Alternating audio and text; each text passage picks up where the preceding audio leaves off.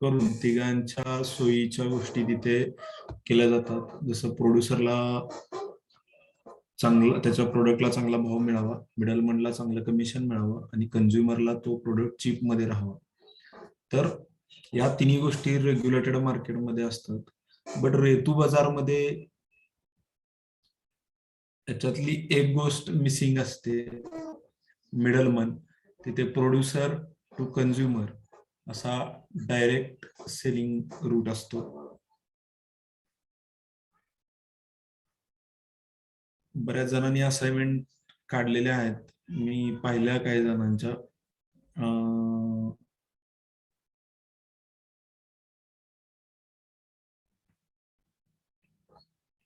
त्याच्यामध्ये स्पेशली आंध्र प्रदेशमध्ये रेतू बाजार होतो. तिथला डिस्ट्रिक्ट कलेक्टर तिथे लँड अवेलेबल करून देतो, किंवा त्याच्यामध्ये जे काही स्टेट ट्रान्सपोर्ट आहे ते देखील शेतकऱ्यांना प्रोडक्ट ट्रान्सपोर्टेशन साठी मदत करतात. प्लस तिथे किसान जो कोणी सेलर आहे, किंवा ज्याला आपण प्रोड्युसर सेलर जो आहे, त्याला एक कार्ड अलोकेट केलं जातं. ओके. आणि आय थिंक चंद्राबाबू नायडू ना, कोणते लीडर आहेत ते ज्यांनी ते सुरू केलेलं होतं?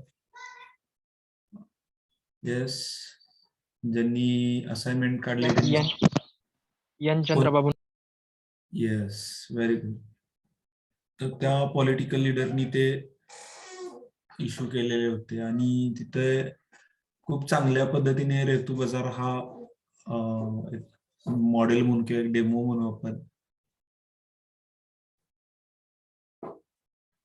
की जे प्रोड्युसर आणि कंझ्युमर दोघांच्याही बेनिफिशियल आहे, की ज्याच्यामध्ये मिडलमन कमिशन कमी होतं,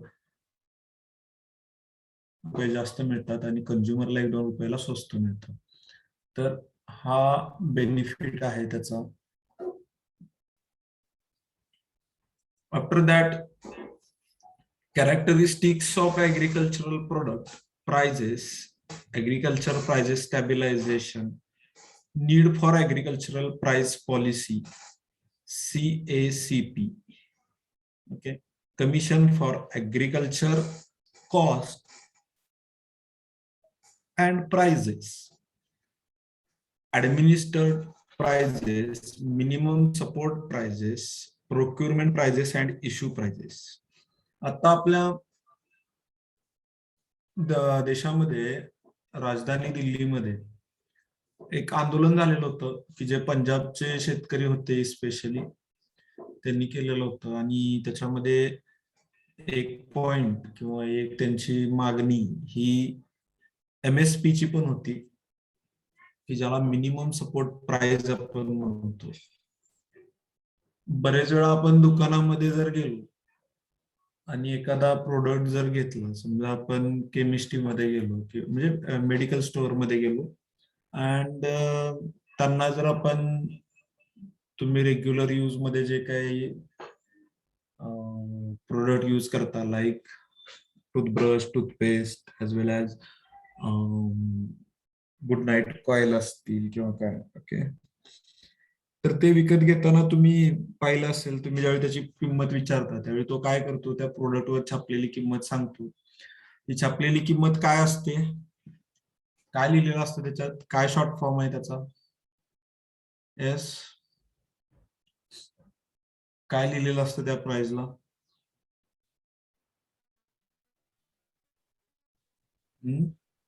तुम्ही पण काही वेळा प्रोडक्ट वाचता, म्हणजे पाहता आणि प्राइस वाचून सांगता तुम्ही.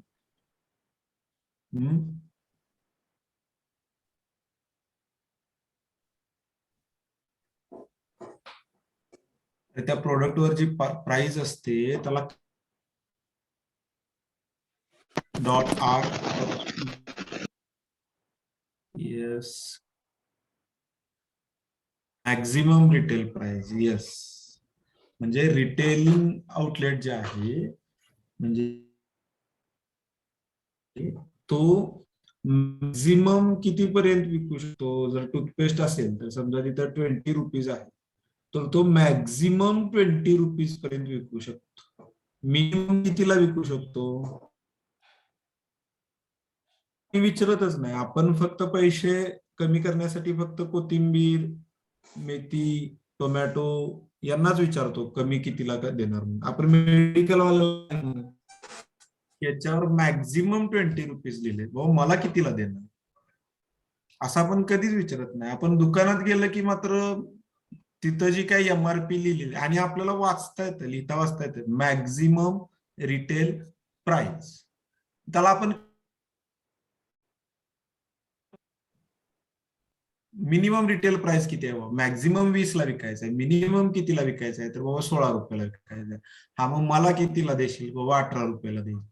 असं कधी होत नाही आपल्याकडून. पण ऍग्रिकल्चर प्रोडक्टच्या बाबतीत ऍग्रिकल्चर प्रोडक्ट आला की तिथे मात्र आपण म्हणतो टोमॅटो किती आहे, 40 रुपये किलो आहे का, मग मला कितीला देशील, 5 किलो घेतो, तो म्हणतो 30 रुपयाने देतो. हा म्हणतो नाही 5 किलो घेणार आहे एकदम 25 रुपयाने दे. तो म्हणतो नाही शक्य नाही. मग हा म्हणतो 10 किलो घेतो, मग कितीने देशील, मग तो म्हणतो ठीक आहे घ्या 25 रुपयाने. म्हणजे 40 रुपये किलोचा टोमॅटो 25 रुपये किलोने तुम्ही घेऊन येता. आणि दुकानात गेल्यानंतर मात्र तिथे जर त्याने गुड नाईट कॉईल विचारली असेल किंवा काय, तर तिथे 20 रुपये मागितले तर 20च देतात, 2 घेतले तर 40 देतात, 3 घेतले 60 देतात. तिथं नाही म्हणत आम्ही 5 घेतो 15 ने दे म्हणून. ओके, हा जो डिफरन्स आहे हे समजून घ्यायचा आता. Characteristics of agricultural product prices, agricultural price stabilisation, need for agricultural price policy. आणि एक लक्षात ठेवा, जर मी या सिस्टीम बद्दल जर तुम्ही काही मार्ग काढू शकला ना, तर तुम्ही खूप मोठी क्रांती घेऊन याल किंवा तुमचं खूप मोठं नाव होऊ शकतं. की याच्यामध्ये मेडिकल स्टोअर मध्ये जसं फिक्स प्राइजेशन आहे तसं ऍग्रिकल्चर प्रोडक्टला फिक्स प्राइजेशन का नाहीये. ओके, तर त्याच्यामध्ये इथं आता बघूया आपण characteristics of agricultural product prices. The characteristics of agricultural product prices are presented below to design appropriate price policy. First, production and supply of agriculture products cannot be adjusted quickly to changes in prices or demand. Second, variability in cost of production from region to region. Wide variation in quality of products and hence prices. The prices of farm products in general exhibit co-movement at least within a group. The prices of farm products vary across space. The prices of farm products in general remain low in the post-harvest period. There are multiple prices in the same market at a point of time.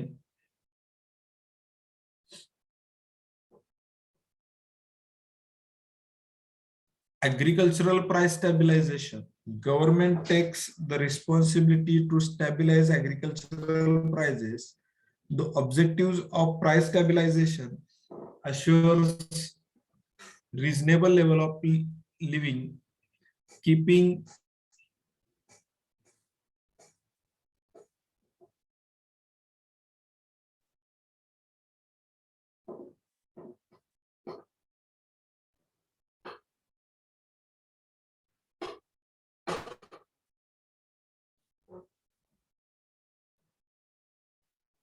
need for agricultural price policy.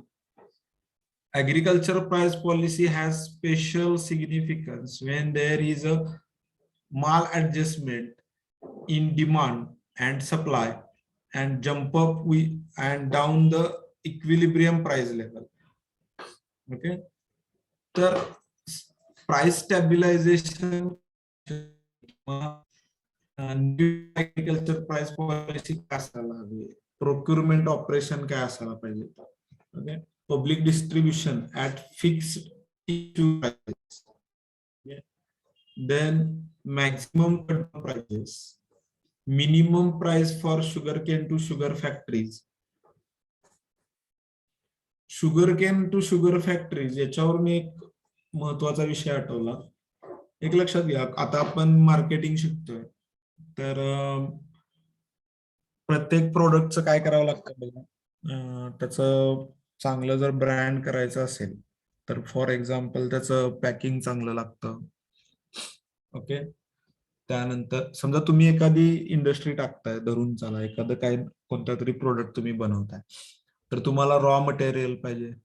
Okay. ठीक आहे, तुम्ही एक raw material घेतलं की जे agri base आहे त्याच्यापासून एखादा प्रोडक्ट बनवला, तो विकायला तुम्ही मार्केटमध्ये गेला, तर तिथे तुम्ही काय कराल, त्याला नेताना पॅकिंग चांगलं कराल, त्याचं पॅकेजिंग कराल, त्याची जाहिरात कराल, ऍडव्हर्टाइजमेंट कराल. ओके. आणि त्याचा रेट वगैरे फिक्स करून चांगल्या पद्धतीने तुम्ही कस्टमर पुढे द्याल. पण समजा कस्टमरला तो प्रोडक्ट कसा युज करायचा माहित नाही. आता आपल्याला टीव्हीवर पहा, आपण बऱ्याच वेळा पाहतो की एखाद्या ऍडव्हर्टाइज मध्ये साबणाने आंघोळ करत असताना एखादा ऍक्टर तिथं दिसतो, म्हणजे लोकांना समजलं की हा साबण आंघोळीला वापरायचा असतो आणि तो कशा पद्धतीने वापरायचा ते तिथं दाखवतात. एखादी वेदनाशामक जर ट्यूब आहे फॉर एक्झाम्पल, तिथे आता ओमनी जेलचा काहीतरी ऍड असते, तर ती कुठल्या म्हणजे हात पाय पाठ या अवयवांना लावायला चालते हे तिथे त्या ऍडव्हर्टाइज मध्ये दाखवलं जातं. तर सांगावं लागतं की तुमचा प्रोडक्ट कसा वापरायचा. ओके. आणि आफ्टर दॅट तो प्रोडक्ट मग तो कंझ्युमर घेतो आणि तो जाऊन यूज करतो, आणि जर तो यूज केला तर नंतर त्याला समजतं की तो कशा पद्धतीने वापरायचा, आणि मग त्याला जर त्याचा इफेक्ट झाला, त्याला जर त्याचा हॅबिट वाटू लागलं, तर तो रिपर्चेस करत राहतो. ओके. आता मला हे सगळं मी तुम्हाला यासाठी सांगितलं की जर शुगर हा प्रोडक्ट असेल तर याला रॉ मटेरियल कुठून आणावं लागतंय का. एखादी शुगर फॅक्टरी आहे तुमच्या डोळ्यासमोर, तुमच्या भागातली तुमच्या नजरेसमोरची शुगर फॅक्टरी आणा. ओके. रॉ मटेरियल लोकल एरियात अवेलेबल आहे. असं आहे का हो की कुठे चायनावरून मागवावं लागतंय, जपानवरून मागवावं लागतंय. म्हणजे रॉ मटेरियल अवेलेबिलिटी इझी आहे, स्वस्त आहे, मुबलक भरपूर आहे, किती पाहिजे तेवढी अवेलेबल आहे. ओके. दुसरं, प्रोसेसिंगसाठी स्किल लेबर पाहिजेत. आता बघा, लॅपटॉप कंपनी असेल तर लॅपटॉपचे पार्ट बनवण्यासाठी तुम्ही आम्ही जाऊन बनवू शकतो का. नाही बनवू शकत. ओके. किंवा ऑटोमोबाईल इंडस्ट्री आहे, एखादी कार प्रोडक्शन करायचं, त्याला ऑटोमोबाईल इंजिनियर पाहिजे. तुम्ही किंवा मी डिझाईन नाही करू शकत कारचं. ओके. म्हणजे स्किल लेबर पाहिजे. हा. पण शुगर फॅक्टरीत आपल्याकडे 10वी नापास झालं की शुगर फॅक्टरीत लावा, नेते मंडळीच्या जरा पाया पडा आणि लावा कारखान्यात कुठेतरी, झालं. म्हणजे स्किल लेबर आहे का तो. नाही. एज्युकेटेड आहे का. नाही. बरोबर. मग त्याला पगार जास्त द्यायला लागणार आहे का. नाही. कारण पगार जास्त कधी द्यायला लागतो, जर त्याचं स्किल, त्याचं एज्युकेशन हायर असेल तर हायर सॅलरी द्यायला लागते. जर एज्युकेशन हायर नाही, स्किल हायर नाही, तर सॅलरी हायर आहे का. नाही. म्हणजे कंपनीला बघा, रॉ मटेरियलवर खर्च होतोय का. नाही. कामगारांच्या पगारावर खर्च होतोय का. नाही. कमी प्रमाणात खर्च होतोय. ओके. बर, साखर बनवली, पॅकिंग साठी काय आहे का. काहीच नाही, पोत्यात भरत्यात देऊन टाकतात. म्हणजे असं चांगलं मटेरियल काय वापरावं लागतंय का, की त्याला बॉक्स बनवायला लागतात, किंवा त्याला काही प्लास्टिक बॅग्स लागतात, किंवा काही कंटेनर लागतात, स्टीलचे काही डबे लागतात, असं काय आहे का. काही नाही. ओके. सो पॅकेजिंग खर्च काहीच नाही. ओके. ऍडव्हर्टायझिंग, तुम्ही कधी टीव्हीवर पाहिलंय का, चहामध्ये साखर टाकली जाते आणि हा ही शुगर आहे आणि ही अशा पद्धतीने वापरली जाते. ऍडव्हर्टाईज करायला लागते का. नाही. सगळ्यांना माहित आहे साखरेचं काय करायचं असतं. ओके. चहात टाकायची असते, दुधात टाकायची असते, कशात टाकायची असते, सगळ्यांना माहित आहे. ओके.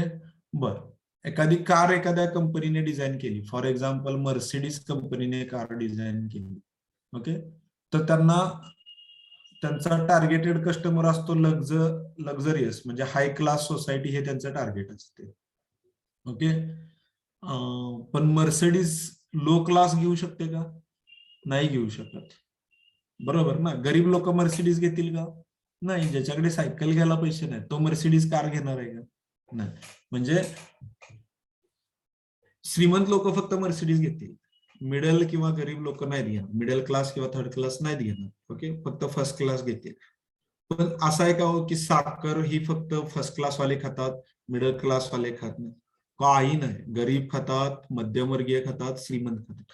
इच अँड एव्हरी पर्सनला साखर लागते. ओके.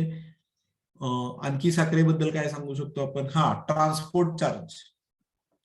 आता लॅपटॉप असेल किंवा कार असेल तर शोरूम त्याचं आउटलेट तयार करावं लागतं. ओके. म्हणजे त्या कंपनीला टाटा शोरूम असेल तर त्यांना, म्हणजे टाटा कंपनी असेल तर त्यांना शोरूम साठी काही पैसे लावावे लागतात, ते बांधावं लागतं, तिथं स्टाफ अरेंज करावा लागतो. इथं काय प्रश्न आहे का साखरेला? दुकानदार येऊन घेऊन जातो. म्हणजे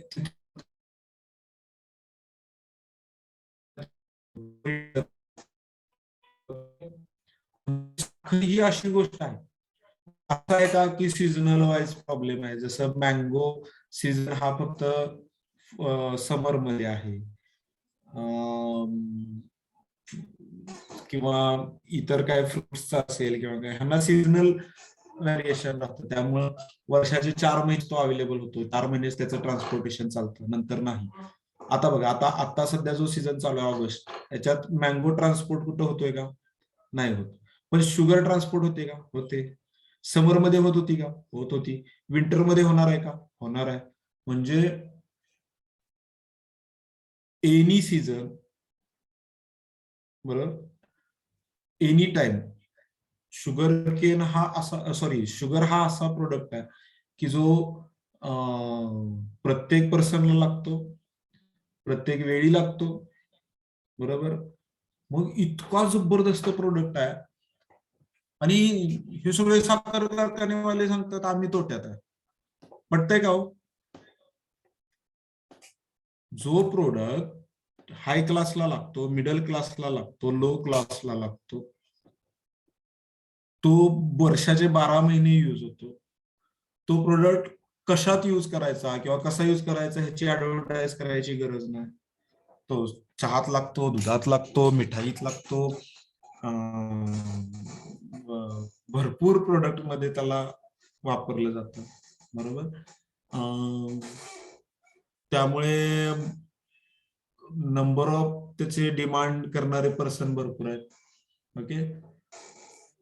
रॉ मटेरियल स्वस्तात मिळतं, इझिली लोकल एरियामध्ये अवेलेबल आहे, लेबर चार्ज वरती काही खर्च करायचा नाही. आणि मग हे तोट्यात कुठं आहेत? म्हणजे कोणता असा पॉइंट आहे की ज्याच्यात साखर कारखाने तोट्यात जात आहेत? असा कोणताच पॉइंट नाहीये. फक्त आपले जे चेअरमन आहेत ना, की जे एक नारळ दिला, तिथं सत्कार केला स्टेजवर, की ते चेअरमन आहे ना तिथं सही मारते, निघून येते. त्याला माहित पण नसते त्या कागदावर काय लिहिलंय. त्याला नुसतं भाषणात सांगितलं ना कोणीतरी की हा आपला काका खरंच म्हणते तोट्यात आहे.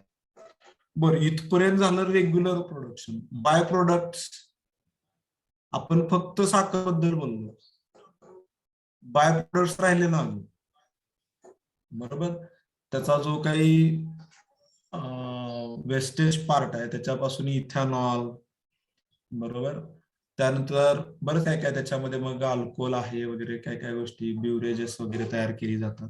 आणि त्याच्यातून पण शेवटी जे काय सगळं त्याचा रस काढून सगळं त्याचं यूज करून ती मळी सुद्धा शेतात शेतकऱ्यांना विकायला मिळते, किंवा ती सुद्धा विकत शेतकरी नेतात.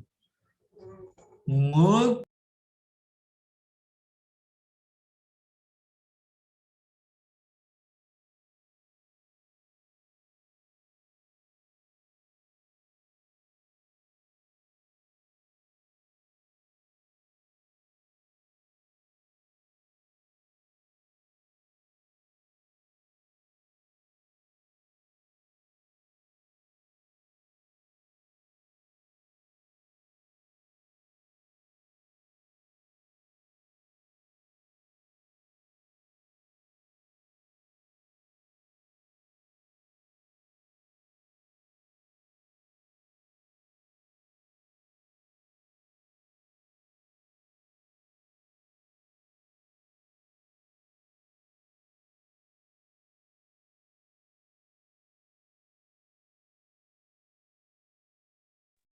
हॅलो. हा, म्हणजे मेन प्रोडक्ट. आवाज येतोय ना रे सर्वांना? शुगर फॅक्टरी बद्दल जे मी सांगत होतो समजतंय ना? रिप्लाय करा मला. Hello. Hello. Yes sir. Sugar factory बद्दल मी सांगितलं, ऐकू आलं ना सर्वांना?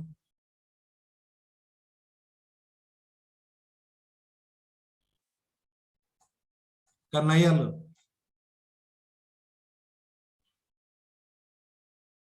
अरे रिप्लाय द्या मला. Yes sir. येस सर आलं. ओके. मला सांगा, शुगर हा असा प्रोडक्ट आहे की ज्याचा मेन प्रोड्यूस तर आहेच, म्हणजे शुगर हा मेन प्रोड्यूस आहे आणि त्याच्यापासून तर इन्कम होतोयच, पण त्याचा बाय प्रोड्यूस पण आहे आणि तो देखील भरपूर मोठ्या सेल होतोय, त्याच्यापासून पण मोठ्या प्रमाणात इन्कम मिळतोय. मग हे साखर कारखाने तोट्यात कसे?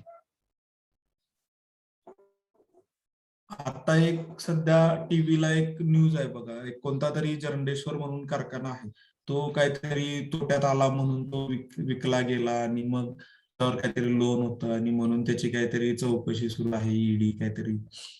तर म्हणजे त्यांचे काहीतरी आर्थिक प्रॉब्लेम्स काहीतरी होते की ज्याच्यामुळं त्याची चौकशी सुरू आहे. पण आर्थिक प्रॉब्लेम असतीलच कसे?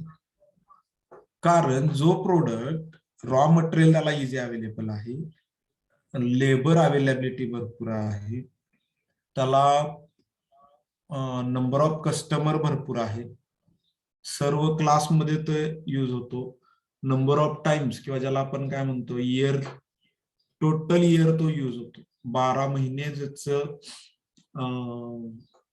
वापर आहे. ओके. शिवाय तो प्रोडक्ट एक्सपोर्ट पण होतोय. ओके. ऍज वेल ऍज त्या प्रोडक्टची ऍडव्हर्टाईज करायचा खर्च नाही, पॅकेजिंग करायचा खर्च नाही, आणि शिवाय त्याच्या बाय प्रोडक्ट्स आहेत, मळी आहे, इथेनॉल आहे, एक्सेट्रा एक्सेट्रा, अजून त्याच्यामध्ये बाय प्रोडक्ट्स तयार होतात. आणि मग असं असं कोणतं रिझन आहे की ज्याच्यामुळे साखर कारखाने तोट्यात आहेत? इतर जर कारखान्यांशी तुलना केली, इतर जर फॅक्टरींशी तुलना केली, तर इतर फॅक्टरींना रॉ मटेरियल मिळत नाही लवकर. फॉर एक्झाम्पल, आता काही एलईडी टीव्ही आहेत की जे आता त्यांची प्राइस वाढली कोरोना टाइम मध्ये. का वाढली? तर त्याचा जो काही मदरबोर्ड असतो किंवा ज्याला इंटरनल त्याचा जे काही सॉफ्टवेअर आहे किंवा जो काही पार्ट आहे तो चायनातून येत असायचा किंवा जपानवरून येत असायचा, आणि तो आता आला नाही, कोरोनामुळे ट्रान्सपोर्ट झाला नाही. त्यामुळे आता काही फ्लॅट टीव्हीची प्राइस वाढली. का? तर ते रॉ मटेरियल मिळालं नाही. ओके. तसं इकडं आहे का? शुगर केन मिळत नाही असा प्रॉब्लेम आहे का? नाही, आहे, भरपूर अवेलेबल. ओके. दुसरी गोष्ट, त्याचं पॅकेजिंग करावं लागतं, पॅकिंग करावं लागतं, ट्रान्सपोर्टेशन करावं लागतं. इथं पॅकिंग पॅकेजिंग तर शून्य आहे. ट्रान्सपोर्टेशनला जो खर्च होतो तो होलसेलर करतो, कारण त्याला प्रॉफिट मार्जिन आहे, कमिशन आहे, त्यामुळे तो खर्च तर तोच करतो, होलसेलर. ओके. त्यामुळे तोही खर्च कमी आहे. त्याच्या पुढे जाऊन जर विचार केला तर प्रोडक्ट कोण कोण वापरतं, नंबर ऑफ कस्टमर किंवा नंबर ऑफ कन्झ्युमर भरपूर आहेत. अगदी लो मधला लो क्लास सुद्धा साखर हे वापरतो. गरीबातला गरीब कितीही गरीब असला तरी त्याच्या घरी गेल्यानंतर ऍटलिस्ट चहा तरी मिळतो, म्हणजे त्याच्या घरी साखर अवेलेबल आहे. आणि श्रीमंतातल्या श्रीमंताकडे जरी गेलं, तो कॉफी जरी घेत असला तरी त्याच्यामध्ये शुगर थोडीशी टाकावी लागते. म्हणजे श्रीमंतातला श्रीमंत पण वापरतो, गरीबातला गरीब पण वापरतो. मग शुगरची डिमांड कमी होत नाही, शुगरला मॅक्सिमम डिमांड आहे, भरपूर लोक त्याचा यूज करतात. मग तोटा कुठे आहे? आफ्टर दॅट त्याचे बाय प्रोडक्ट ते सुद्धा भरपूर मोठ्या,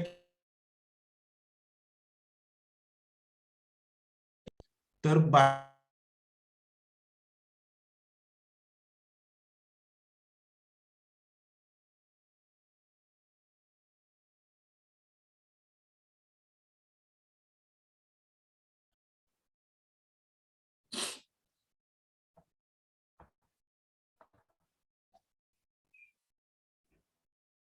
maximum control prices, assured minimum price, statutory minimum prices, ban on exports, stepping up of imports, regulation of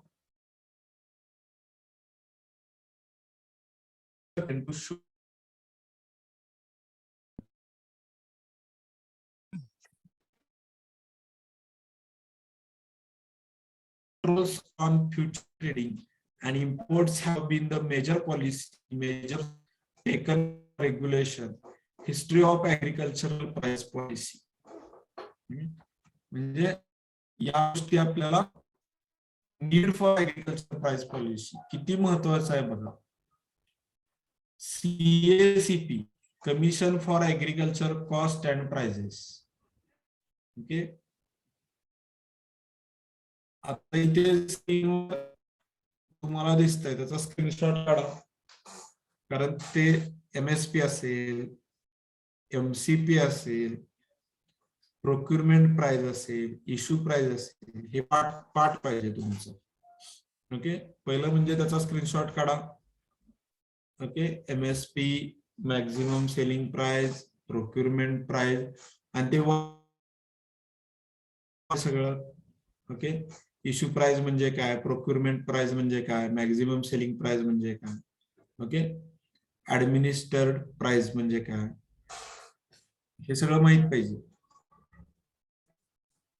okay, now on your video camera.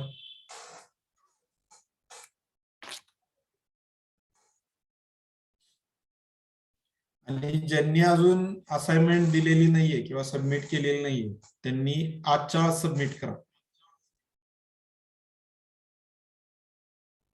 बाळांनो, सिलेबस संपत चाललाय, स्टडी सुरू करा.